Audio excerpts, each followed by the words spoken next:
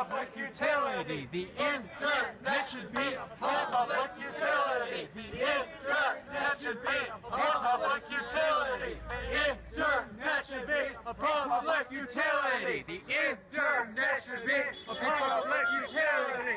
The internet should be a public utility. The internet should be a public utility. All right, like it said, the fight for municipal broadband, and we're going to take a swing at that tonight. We have two guests. On my far right, we have Garrett Hour, who's with Municipal Broadband PDX, and then Russell Sr. with a personal teleco project. And we're going to talk about net neutrality, and also we're going to talk about the local solution to that problem, and that is it's just to have a municipal broadband here in town. So I don't know that sounds really complicated to me, and I have issues with sometimes Portland, their water rates and all. So and on Facebook when I posted this, I had someone who's a very much Republican was saying, well, we can't have any of this stuff public. It has to be privatized, which it already is. So we're going to talk a lot about this in length, and welcome my guest. Thanks very much. I was in touch with Russell, and he brought. I'm in touch with Garrett, and he brought Russell along with him. I guess first I should ask Russell, what is the personal teleco project? The other one is pretty obvious. Personal telco project. So we're a group of people who got started in the year 2000 with the idea that we were going to try to build alternative infrastructure for communications. And the way we were going to do that was to use what was very new at that time, which was Wi-Fi. You could, at that point, year 2000, you could go out to a store and buy a Wi-Fi radio, and maybe you'd build your own antenna, and you could make radio links and transmit data over that link. And what happened was that pretty quickly we discovered that Wi-Fi doesn't like to go through trees very well. And there are a few of those around here. There are a lot of trees in Portland, and what I like to say is there are tall trees and short houses. And so even if you get on your roof and you look around, if you want to go in any non-trivial distance, over a few hundred feet, you're going to run into a wall of trees. So the idea of trying to build in Portland, alternative infrastructure with Wi-Fi wasn't going to work, and we sort of mutated into building Wi-Fi hotspots to try to perpetuate the idea that that networking was a thing that users could respond to the users' needs rather than a big corporate ISP. Would that be kind of like your low-powered FM that would just reach a certain amount of people in an area? Basically. I mean, Wi-Fi will go a few hundred feet. If you open up a laptop at your house, you'll see a bunch of other people's networks. Right. And they're, within a few houses of you usually. And that's about the range of Wi-Fi, unless you get up really high and you've got a line of sight that is no obstacles in the way. You can take an antenna and aim it at that other thing, and they can aim something back at you, and you can go quite a long ways, but not if there are things in the way, and pretty much everywhere in Portland there are things in the way. So our group, although we play with Wi-Fi a lot, and we build networks with Wi-Fi to share with our communities, our neighbors, and people near businesses and so forth that have set up these networks. We're really fundamentally about networks that are operated in the interest of the users, and to be more inclusive. As a consequence, we've been interested in municipal or public involvement in telecommunications infrastructure pretty much from the get-go. And when back in 2007, the city staff worked on a plan to build a municipal fiber system in Portland and had a feasibility study. We were very excited about that and thought that they should go forward. But at the time, the city council thought, it was too risky, they thought. and they kind of put the kibosh on that, and it never went anywhere. I can remember that. And then just to fill in a little bit more of the history, in about 2010, Google Fiber came along and said, "Hey, we'll come build you a fiber network, and the city doesn't have to do anything other than create get rid of obstacles that would impair their ability to build the thing easily, and then you'll have competition," which was definitely a step in the right direction because we have extremely limited competition for telecommunication services in Portland. If you discount places, yeah, actually. absolutely. Oh, yeah. That's countrywide. I think Comcast is like 40% of the market. At least Well, that's what they were a few years ago. There are different cable companies, but almost never do they compete against each other. They have they don't have exclusive territory in the sense that the municipality says there can only be one, because that I believe is illegal now by federal law. But just from a business case point of view, you always end up with one cable provider because it's expensive to build the infrastructure, and you're going to get half the market for the same amount of capital. We'll end up like with cell towers everywhere, like we do. Right, For cell phones. Yes. So Google came along, and so there was some excitement about that at the time. One of the nice things about the original Google proposal was that they were going to build an open access network. And what that means is that they would build the infrastructure, the fiber or whatever it is, the stuff, the wires in the street, but that any service provider could provide services over that infrastructure. That's not the case with Comcast. It's not the case with the phone company. It used to be on old style DSL, you could pick different ISPs, but that's not the case anymore. One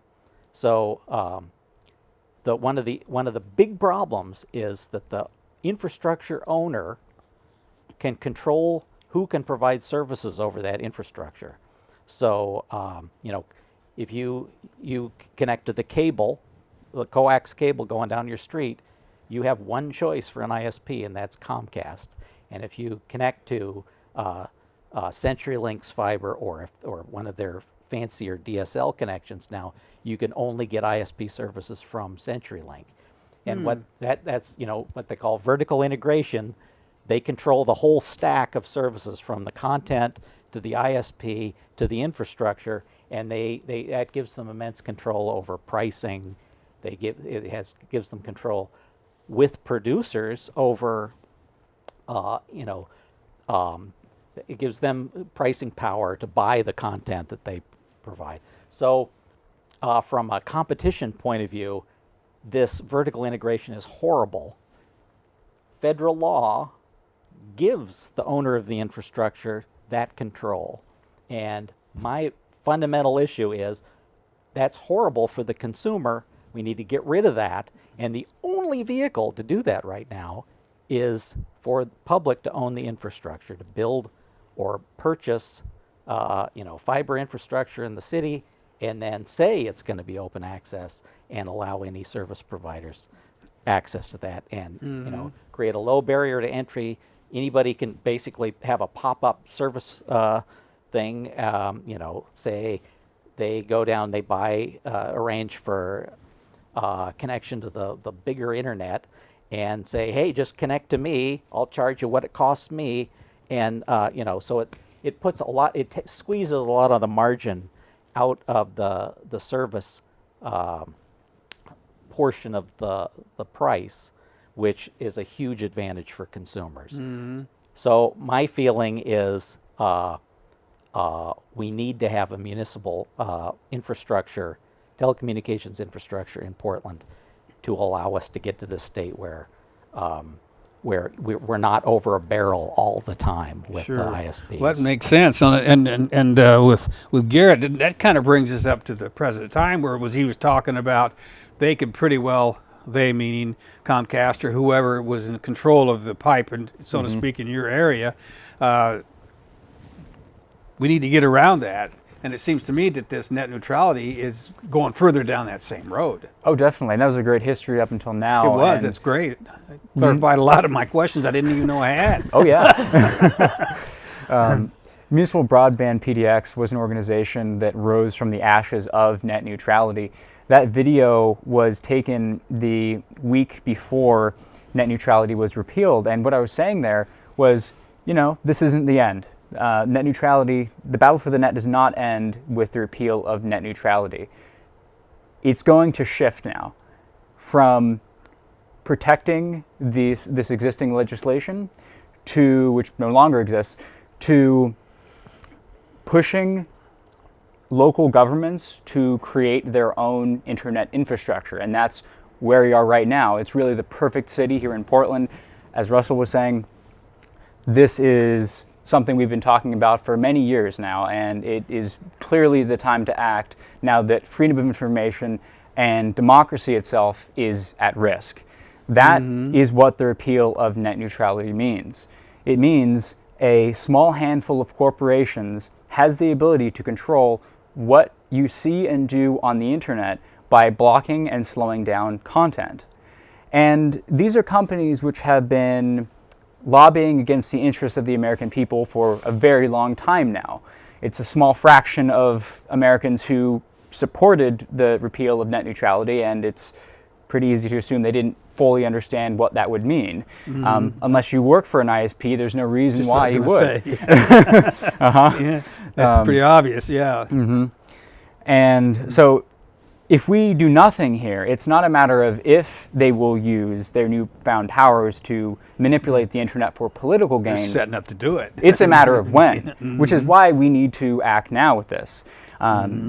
So that's one side of things, is net neutrality. It's been talked about a lot. Something else that hasn't been discussed quite as much, especially recently, is the repeal of a central privacy regulation earlier this year, where the government cleared the way for internet service providers to sell information about what you do on the internet without your permission.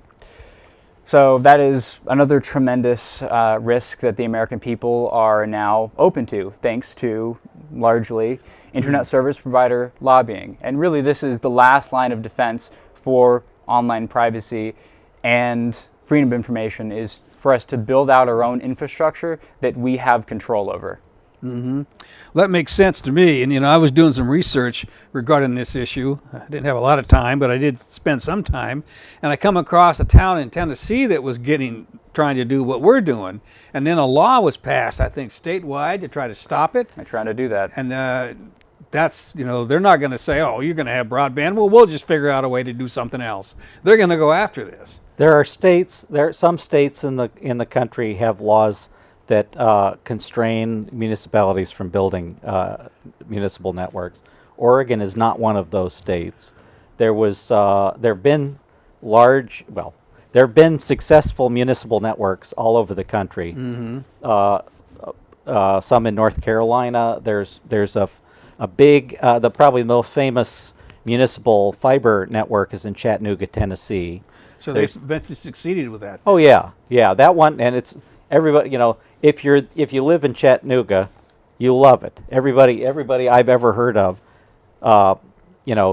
they love these things because they're cheaper, and they have some measure of control over how it's regulated. So there's success. They tend to be successful. Not all of them are successful. It's a capital-intensive thing to build a municipal network. You have to, you pay people to string wires down streets, and that costs money just like anything else does, like pipes in the ground, your sewer pipes or your water pipes or the dam. But they're investments that pay in the end. And I think, I did a rough back of the envelope calculation that estimated that a lifetime of Comcast service was about $60,000 in today's, right now. You could pay $60,000 and you would get Comcast for 50 years. But you can pay about $3,000 and build a whole fiber network, and then it's yours. So, maybe I made little errors in some of those numbers, but it's like a 10 or 20 to 1 ratio. Right. So to me, it's like a no-brainer, super smart thing to do. And we haven't done it because our city councilors are scared, or you know, I don't know whether their political contributions change their opinions on things. I have no clue on that, other than they have not been responsive to this. They come up with excuses like, oh, it costs money, and meanwhile we're shoveling. The citizens of Portland are shoveling $100 million out of the city every year. Out of the state. Well, out of just city of Portland. So I see. $100 million that goes off to, just Comcast. That's a rough guess, but, from my information, that's approximately correct. So, it's just, we're being strip mined here by a big corporation, and we don't have to be. We're allowing ourselves to be, and we shouldn't. We should stop. I know it looked like Garrett was wanting to have something to say there too as well. Yes, and until recently, this just hasn't been a hot issue in the city. It's not something that the people have stood up and said, we want this. Municipal broadband is something that we care about and that we need. And since the repeal of net neutrality, this is very much something that we're seeing. You saw that clip. We had a recent rally on the 14th that was focused on municipal broadband here in Portland. So it's something that, regardless, much like net neutrality, regardless of who you are, you should support municipal broadband. It makes sense from a financial perspective, it makes sense from an equity perspective, and it makes sense from a freedom of information perspective. Absolutely. Sure. Well, you mentioned cheaper. How much would it cost per month? Is that even it's hard. projected? So in 2007, they did a study and estimated costs, what it would take to build, and they had estimates for how much it would take to operate. And so 10 years have gone by, and so we really don't know. We can look at other communities that have done this and look at rates that they charge. There's a community just 30 miles east of here called Sandy, Oregon, where they built a municipal fiber network, and they get way better service than we do. Certainly way better than Comcast. It's 300 megabits symmetric. That's up speed and down speed.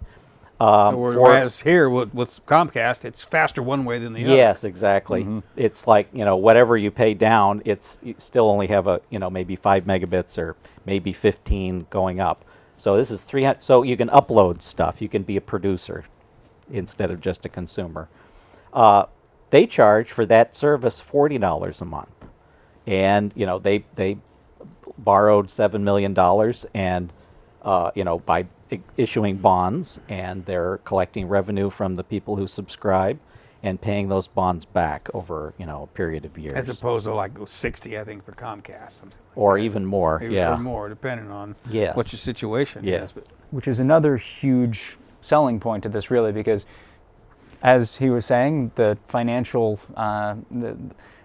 savings are huge when it comes to the service you'll be receiving and the cost you'll be paying for it, and it's not going to be funded through taxation. And I think that's an early objection that a lot of people have initially is, I don't want my tax money going to this.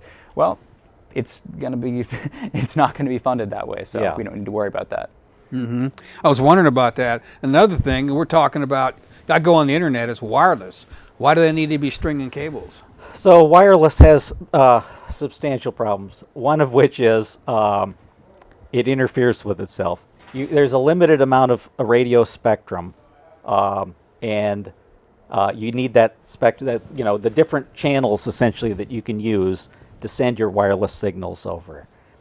None of the wireless carriers, like on your cell phone, will sell you a really unlimited plan. They call them unlimited, but they put constraints on the amount of bandwidth that you can get through that thing. And in the end, it's actually from your buying it perspective, way more expensive than what a wire is. If you want an unlimited plan from Verizon or whatever, it's like $60 or $80 a month, but it's not really unlimited. And anyway, you're back in the same situation where there's a few carriers that have all spent billions of dollars to get spectrum allocated to them.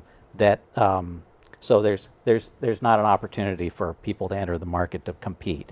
So there's continual consolidation, fewer carriers, and they get more and more control over how much you pay. Because, you know, everybody needs to communicate, and it feels like they've just got their fingers around your neck, and when they want more money, they just squeeze a little bit and more change falls out. Because you want to communicate. Good image. Yeah. You need to.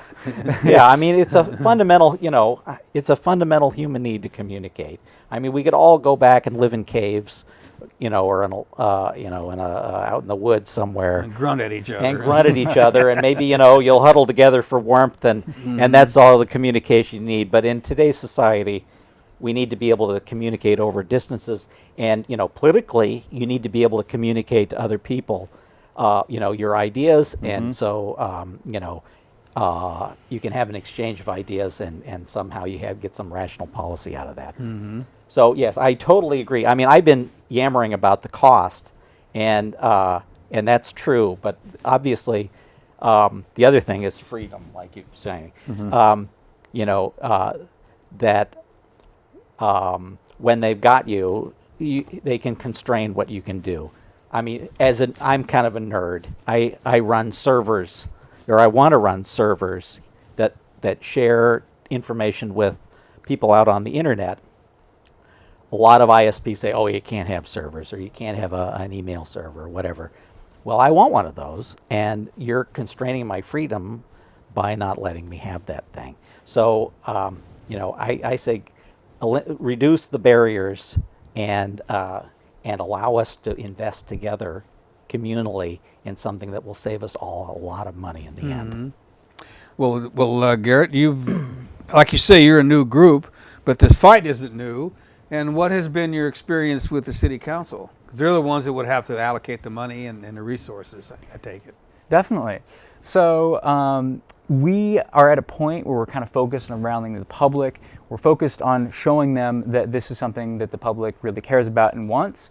And we're kind of going to be getting a beat on that in the next few months as to kind of where they're feeling, and you know, as they learn more about this too, because that's the thing. It's something that's been off the table for a while now. There's been a lot of new research done, and also, you know, the city's changed. The people's opinion on this has changed. So we're going to give them some time to kind of soak this stuff in before we really kind of come around again and try to get a feel on that. I don't know if any of the folks that are on the council now were on it back in the days when you were dealing with it. Probably not. Let's see. Maybe one of them. Yes, one of them. One of them that's leaving was there. That's right. Yes. I forget. I think pretty much the rest of them have turned over Pretty since new. then. You know, I've had conversations with a few of them in the past, and they've listened, but they haven't been willing to act.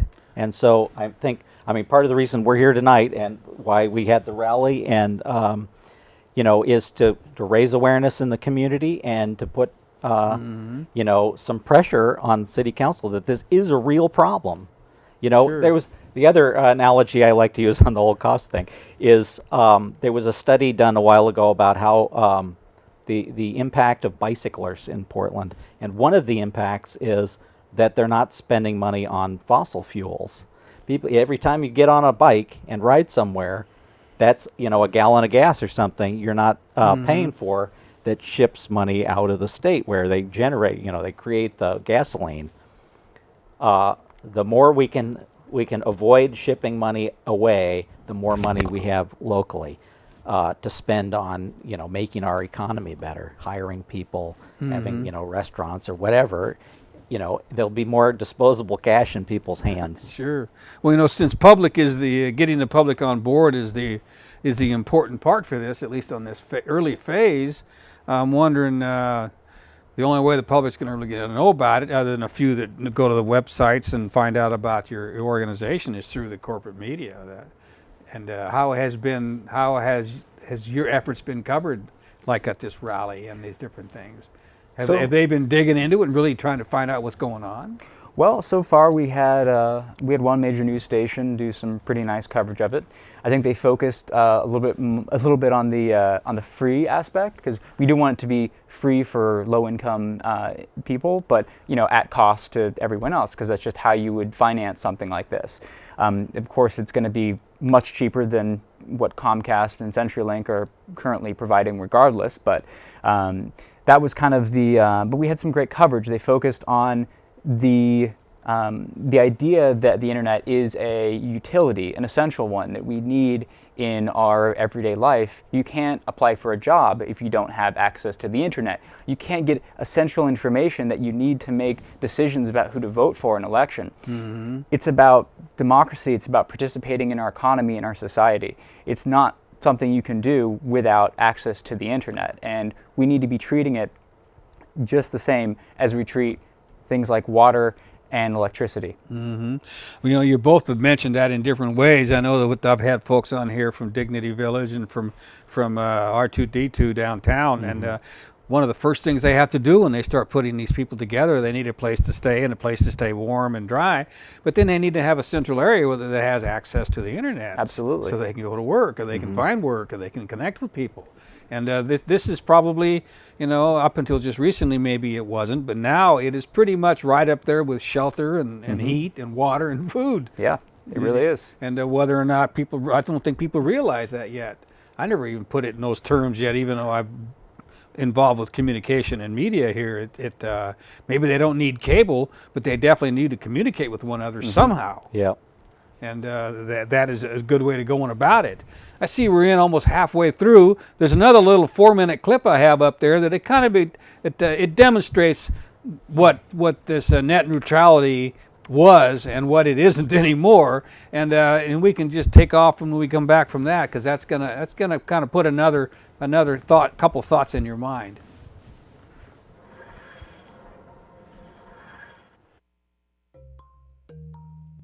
Does this bother you? What if you had to pay to make it go away? We often assume that all the information on the internet is equally accessible. It's not quite as simple as that, but this ideal is the basis of net neutrality. It's an issue that's been on the agenda in the US for years, but it actually affects people all over the world. Here's the problem. Without net neutrality, your internet service provider, or ISP, such as BT or Comcast, could influence what you see and how quickly you see it. In order for you to watch YouTube, browse Facebook, or read the news, you need an ISP to connect you to that content. Net neutrality demands that ISPs should treat all web traffic the same. Let's think about that in terms of real traffic. The ISPs are like the road between Tech City, where companies like Amazon and Google are based, and Consumerville, where you live. These companies have to send information along the road, which is owned by the ISP.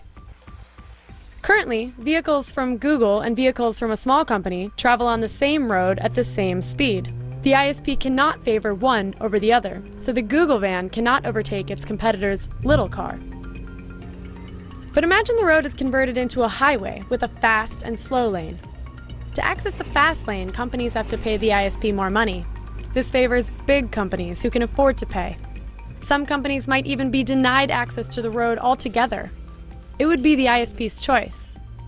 Without net neutrality, the ISP highway has stopped treating all traffic the same. What does this mean for you? Well, without net neutrality, you might find some services slow down unless your favorite sites pay the ISPs. This has happened before. In 2014, before net neutrality regulations were enshrined in law in the US, Comcast customers noticed Netflix streaming speeds plummeting. It wasn't until Netflix agreed to pay Comcast more money that streaming speeds shot up again. It could also lead to higher prices for you. ISPs could charge premium prices for people who want to watch a video or listen to music at peak times. And if companies are forced to pay for the fast lane, the price increase might be pushed back onto the consumer. That means you could end up paying more to browse your favorite sites. You might even notice a decrease in the quality of content. While larger companies can afford to pay up for better service delivery, smaller companies may not be able to keep up. Less competition means less pressure to improve products and services, and if smaller companies fold, the consumer will have less choice. ISPs could choose to slow down content of any kind. Let's take the business of streaming video. If Netflix makes an arrangement with an ISP, the ISP could block Netflix's competitors from reaching customers. Many ISPs have started their own streaming services. They could favor their own content and block competitors out completely. And it's not just about business. They could also censor content that they disagree with. ISPs argue that if there was less regulation and they were able to charge a premium for faster service, they could reinvest the money in better infrastructure.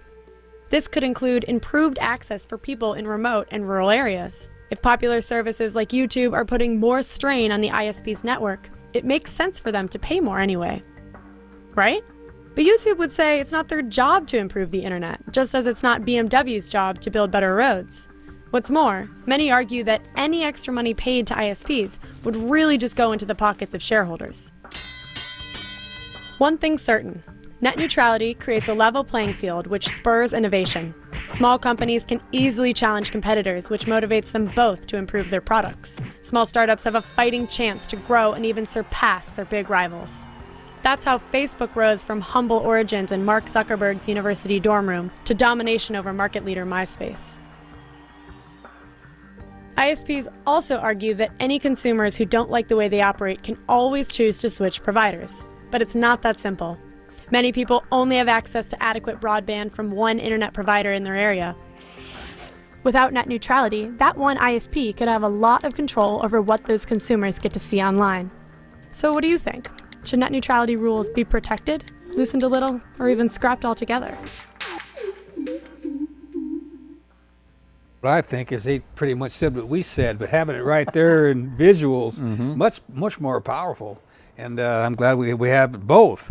I was thinking earlier that I can remember back in the early days, I wasn't necessarily aware of what was going on there though, but radio came out and people were saying, oh, this is going to make it much more wonderful for people. Corporations took over. TV happened, corporations took over and meted it out to us and charged us for it. Then cable came out. And now, they're going down the same road for the internet. I understand that for TV and radio stations, they get a 5-year contract, and they're mandated to provide a certain amount of public information out, and they're not really doing it. So they're not doing it on that level like they're supposed to. I don't have the words for that. Do you know what I mean there? Yeah, absolutely. And that's what's going on there now. They're able to constrict the pipe, even though it's no longer a pipe or even a wire in some ways, and for this and take over this, and we will, what's supposed to be freedom and democracy will no longer be freedom and democracy, and it has been that way. I mean, like this rally you just did down there. How'd you get a hold of people to go there? Exactly. And it's democracy is like tomorrow. I can make a quick plug for what's going on tomorrow. We got the Me Too March downtown. It's the 1 year anniversary of I worked this in cleverly. 1 year anniversary of Trump's inauguration, and everybody knows about it. I mean, there's 3,000 people considering going from the Facebook page. I mean, I've seen this before where I tried to go last year and I went down there late and I couldn't get across the bridges. So many people. Now, people didn't call them up on the phone. It wasn't that technology that brought this to things. So it's as we go down this road, the road should be getting wider, not narrower. Agree. And that's exactly what's going on there. Definitely, and this is something which I always bring up because something that you sometimes hear is that there's so many other very important issues going on right now. Why is the internet something that we need to fight for? And that is precisely why. It is that the internet is this backbone, which is an incredible equalizer for our society. When you witness an injustice, so does the rest of the world. If you have a piece of information that you need to share, you're able to do that. Your ability to is not limited by, well, I guess it is to some extent, but the amount of money that you have. And that all goes away if we lose the internet as an open platform of communication. So our ability to fight for all of those other causes depends on the internet being open and free. Coupled with cell phone technology, I mean, the police probably hate it because what they do is right there, and for a lot of different things. I mean, it's been years now, probably back in the days of the Portland occupation when I went down there and I had a video camera and I looked around. I was about the only one. Everybody had tablets and phones and all. That whole technology. I mean, overnight it seemed like it went away. And that's what you're working on, is providing a next stage. Both of you, I should say. And that next stage is Any idea how long something like this would take? Well, so my feeling is, like I said earlier, that the plan that they have from 2007 needs to be revisited. There needs to be an effort to freshen that up, get better cost estimates of what it would take to build. That's likely to take, from the point where they decide to do that, it's like a year. And then organizing the construction is another few years before they could build something out. So, you're unlikely to get service from a municipal utility for communications before 3 years from now, but I don't think we should wait any longer than that. We need to start moving today. How big is Chattanooga? It's a little bit smaller. It's I'm wild guess it's like 100 or 200,000 people, something in that range. So Portland, some of the pushback on this has been, Portland would be the biggest city that's ever done this, and you're going to get all sorts of opposition from the telecommunication carriers, which is probably true. But they're some of the least popular organizations in the country. If you rank corporations by popularity, Comcast is near the bottom. Right up near used car sales. CenturyLink, also not very popular. No. I think they're being sued right now for misrepresenting billing practices, which I can testify to. So, them fighting us directly, publicly, I don't think is a huge problem because they're so deeply unpopular. Whether they can scuttle things more surreptitiously or not, I don't know. But the public needs to put pressure on our elected officials to say, hey, this is intolerable and we need to act. And I think if we do that, we'll get what we need. One thing I was thinking about and wondering about there, Garrett, when we were talking is, we're saying Portland's going to do this, but you're not just going to stop it at the city limits. Is this going to be a metro area thing? So this is something that we've talked about pretty extensively. And yes, expanding outwards is something that has 2.5 million people here in the metro area. Yes, so expanding outwards from there is something that we have talked about. And this is kind of an adjacent topic, but this is about more than just our city. This has the potential to ignite a push for municipal broadband around the country. And it will be brought on very much by the repeal of net neutrality. That's the spark, because people aren't willing to have internet service providers control every aspect and sell information about what they do online. Stuff they've been getting free basically all along. It's as simple as that. People have kind of reached this point where they've had enough and they're going to be pushing for a change.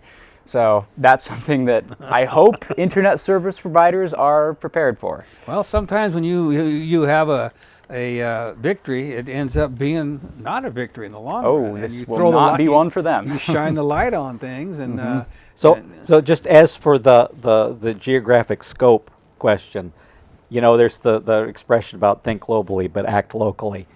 I think it makes sense. I'm from Portland. I live in the city of Portland. I think they're the nearest public officials that can do something about this, and so that's why I'm particularly focused on Portland. It makes sense for other people too. They ought to be doing it also. There was a vote recently in Lake Oswego, for example, where I guess it lost. I don't remember how narrowly. I know the part of Lake Oswego that's in Multnomah County voted for it. So that's a point in our favor. I think if we could get this on the ballot, I think we'd have a good chance of showing, the elected officials that this is something we want. Well, what ballot would that be on? A Portland ballot? I guess initially, I don't know. Because I don't know how that would work. Because Portland's got 3 different counties, so yeah. So I know that complicates. There's jurisdictional things. Yeah, that's what I mean. Yeah. And our initial strategy will be pushing City Council to act on this. Yes. And we are pretty confident that we will be able to show them that this is something that is something people want, and it's a good investment. It's a good long-term investment. We're talking a lot about the repeal of net neutrality here and how we need to get moving on this because the freedom of information is at risk. But that's kind of, you know, people might bring up, oh, well, you know, what if net neutrality is reinstated down the road? It's still a good investment. Absolutely. It's always going to make sense for our city, especially if it wants to be recognized as a tech city, if it wants to attract companies. It makes sense to build out municipal broadband. You know, I was going to bring that up too, that there are a bunch of different states, or I don't know what all they're doing, but they are going after to reverse this. And I've signed a couple things on Facebook and through my emails where they're trying to get Congress to get they need 50 people to go up against it, and that's happening. Yes. Now this particular move is very much kind of a strategy, at least it seems to be at this point, of getting Republicans on the record for this, getting them to vote against this initiative that the vast majority of Americans support. I don't actually think that it's going to be successful in reinstating net neutrality. Giving them black eyes, is what you're saying. Yes, exactly. We're going to have to, it's going to be a number of years without a doubt before we see any change there, I think. Yeah, so that's kind of how I view that. Yeah. It's all right. Well, we got 15 minutes, 16 minutes left. We'll open up the phones. We didn't have them for a long time, so when we use them, bring them back on. Sometimes we it's kind of slow, but hopefully folks will tune in. And I'm sure there's a lot of questions out there. I mean, I've had a lot of mine answered. Looking forward to answering them. And if we can't answer them, at least we know that that's an area you need to visit and get more information out. So I've got a couple other points that involve while we're waiting for Sure, it takes a little while usually.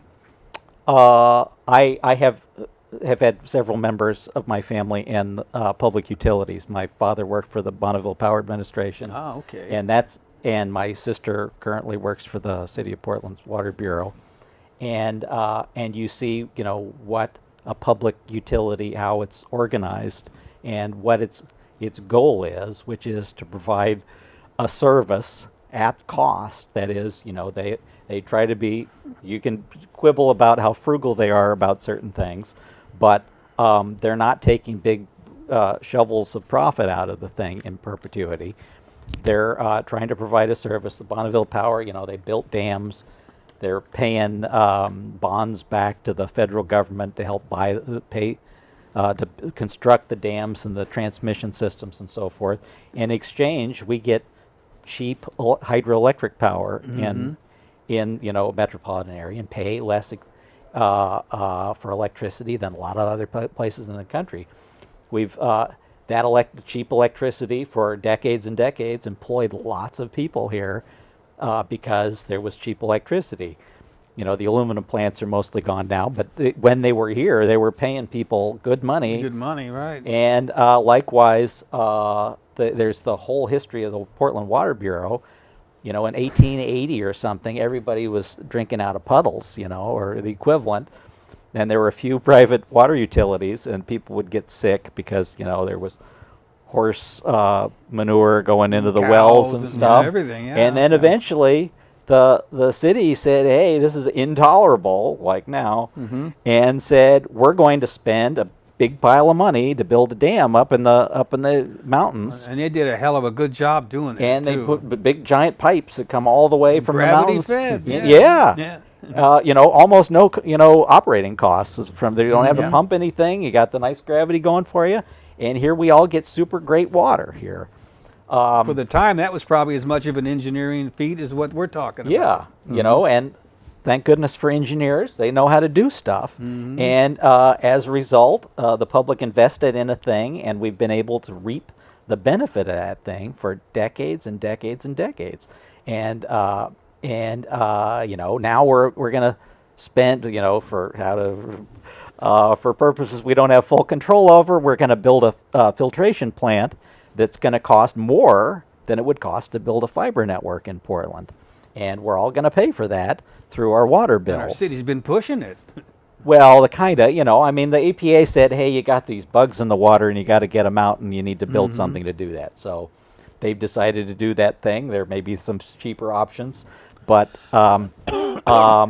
they fought it for years and years and they've finally, I guess, kind of given up. But the point is that we're building infrastructure to serve the public, to keep the public safe and to provide a good product. And the people who pay for that are going to be the ratepayers. And I think the model here is exactly the same. You build infrastructure and then you have the people who use that infrastructure pay for it and they get a better deal in the end. Mm-hmm. And this model really works, as a recent Harvard study has shown. A majority of municipal broadband networks provide people in their communities with internet that is faster and cheaper than what big cable companies have to offer. Additionally, I wanted to address one more thing, which is why can't localities police implement their own net neutrality laws? And the reason for that is in the process of repealing net neutrality, because they kind of realized it wouldn't go over very well, big cable company or the government, the FCC, has actually made rules against municipality or against city and state governments creating their own regulation to properly police the internet. That is, their own local. Yeah, the feds have preempted local regulation on most of this stuff when it comes to telecommunications. So they've all, in the same breath of saying we're not going to regulate you, we're also saying we're not going to let any local municipality or state or whatever, any smaller level of government to regulate you either. Didn't I read something about that? It had something to do with making it allowing or providing internet service on the cheap for people who are in poverty or don't have a lot of money. Is there anything like that going on? I read something, but I don't recall. Well, I'm not exactly sure what you're referring to. There was a program with Comcast, I guess, where you could get, as part of a merger deal with the federal regulators, the regulators required Comcast to provide some $10 a month deal for people who could jump through 37 hoops. And from what I've heard of the people trying to jump through the hoops, it was never worth it by the time they got to the end. Yeah. And they're still making money off that. Yes. So we're talking about, it all gets down to money, right? I mean, that's what it seems like. And that's how the people who, whether it was the folks who were wanting to make the utilities, electric utilities, public. They always come back and say it was just going to cost you too much money. The same thing with labeling your GE. They try to scare you They with scare you, them. and that's going to happen with this too. Now that's actually an excellent point to bring up there, the electric takeover. Now, the key difference between that and this is people were receiving service that they were pretty comfortable with, and if they're in a position like that, they will be much more likely to just stick with what's safe because they're in a comfortable place. They're not when it comes to internet access. Better safe than sorry. Huh? Yes, That's a human thing. Well, they're not sorry now. Yeah, they're sorry and not safe when it comes to the service That's that what generally companies like Comcast are providing. So they're looking for any other alternative, and the idea of municipal broadband is very popular because of that, and with good reason. The results are fantastic from what we've seen so far. So you say that, I think it was, Russell, you said that Portland would be the biggest? I think so. I may be wrong. There's a fantastic organization called the Institute for Local Self-Reliance that's in somewhere in Minnesota, Minneapolis, St. Paul, somewhere. And they do lots of research about different communities around the country that have done this.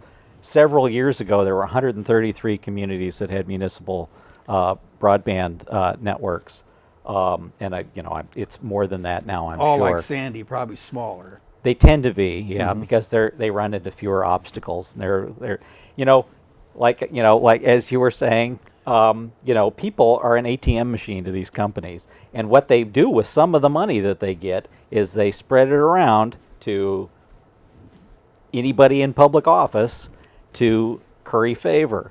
Comcast, since ORSTAR, which is the Oregon Secretary of State's office, it's campaign contribution database. Since that started in about 10 years ago, Comcast alone has given almost $7 million to people running for office in Oregon.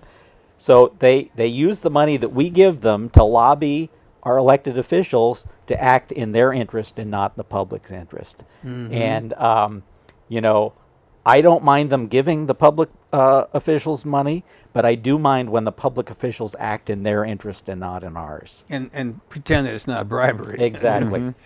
So I was thinking when you were talking, I was thinking of all the corporate, the McDonald's and the Nike and all these things. They're out there pushing the people their direction too. So you can go for your lawmakers, but you can also kind of nudge the people too to make them think you're a great guy. Well, a corporate great guy. One of the interesting things about this problem is that all businesses, except for Comcast and CenturyLink in Portland, are paying the same rate, extortion that all of us the rest of us are. So this really cuts across, business versus consumer, because all the businesses are getting raw deals also. So if you're a small business or even a big business in Portland, this still makes a lot of sense. There are people, I heard stories about, somebody had an office building and they bought an office building or leased space in an office building across the street, and they couldn't get a network connection between the two buildings for less than huge number, $70,000, $100,000. You can't get there from here. You can't even get there, when it's just across the street. That's ridiculous, and that should not be the case. And that's kind of how the corporate world works. I mean, if they can find a way to, whether it's cut off the pipe or to do whatever they can do to bring in the profits, they'll just say, well, it's mandated by the government that we have to do whatever we can do. The shareholders are kings. And that's not really the case. That's not the case at all. We're down to a little over 4 minutes now. I think we might maybe do a little reiteration there, Garrett. What exactly is your organization about, and why is it doing it? Municipal Broadband PDX is an organization dedicated to pushing for municipal broadband in Portland, Oregon. This is something we see as absolutely vital since the repeal of net neutrality has put our online freedom and privacy at risk. It's a fantastic investment for the city. It's something that we should have done years ago, and it's something we've talked about doing for many years now. Yes.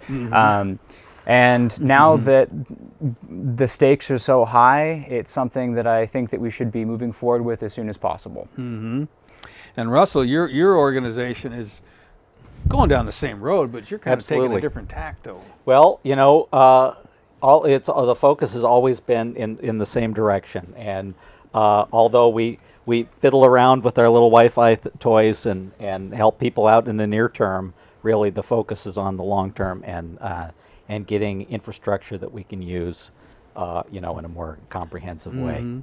Well, another thing that struck my mind while we've been talking is I read something a while ago about, I think it was a woman down there in Grants Pass area that developed some kind of thing that she could put on her roof that could generate electricity, some kind of small windmill. And then that's when it first came to me to decentralize the energy grid. And that's basically what we're talking about here. Decentralizing it so you're not, it isn't these big companies that control it all, but people can do it. Maybe it isn't the same as everybody generating their own electricity at their house, but at least on a citywide thing. Yes, absolutely. And I think that to me is decentralization is really an important way to go, especially as we get more technologically tethered. That was a good word to me, because we are tethered to this. Well, all right, we got about almost 3 minutes left. Anything that we might have skipped that you want to bring out here? Well, one big thing I wanted to say is anybody who's interested in getting involved in what we're doing, we have a Facebook page, which is kind of our primary community hub, which is Municipal Broadband PDX. If you look that up on Facebook, you can find that, as well as our website is municipalbroadbandpdx.org. And something we're going to be doing to help drive our message home is rallies in front of City Hall every single month. So the next one is going to be on the 13th of next month. So The day should before- be quite some fun, yeah. The day before Valentine's Day. Uh-huh. That makes it an easy one to remember. Yep. What day of the week is that? So that's on a Saturday. Saturday. Are they always on a weekend? Yes, that's kind of when you get the best turnout for Best things turnout, like this. Right, Mhm. right. And all right, that's good to know, because the situation is going to take a lot of pushing by a lot of people. Oh yeah, and we're going to keep pushing. And All that's right. our goal with this, is to just be persistent, keep it fun, keep the public engaged. All right. Anything that I mean, you could go on and on with this I could, on the absolutely. technology of this stuff. It's that like just streets. fascinates me It's too. like streets. It's just infrastructure, but we need public own. You know, you don't have car companies owning streets and deciding what cars can drive on That's that a great street. analogy. And yeah, that's exactly what it Yeah. is too. And I think people are busy. They live their lives. They have their children. They have their internet. They have their TV. They have all this, but they don't think about what they have now isn't going to remain the same. It's going to go down the road, and this repealing of net neutrality is a really good example of how things don't stay the same, Yep. and they can get worse if they don't get better. They're not going to be just the way they were. Yep. And it's great that folks like you both that are working on this, and then you're both working from different areas towards the same thing, and that's what it's going to take. And as you said, both of you have said that, and we talk a lot about it on this program, it's basically not the people here that are going to do it, it's the people out there that are Yes. going to do it. Oh, yeah. And that we got to have large numbers, and perhaps in the long run, this net neutrality is going to be, the spark. I think it will be. The shot heard around the world, or Oh, at least yeah. heard around this country anyway. I think that the lobbying for the repeal of net neutrality will be the worst mistake these companies ever made. And they've made a bunch. Oh, they certainly have. All right. Well, I want to thank the crew for making this possible for us, bringing the video up on time, and all that. I want to wish we'd have had some calls, but I guess we covered the subject pretty well. So thanks for tuning in. We'll see you in 2 weeks. Night for now.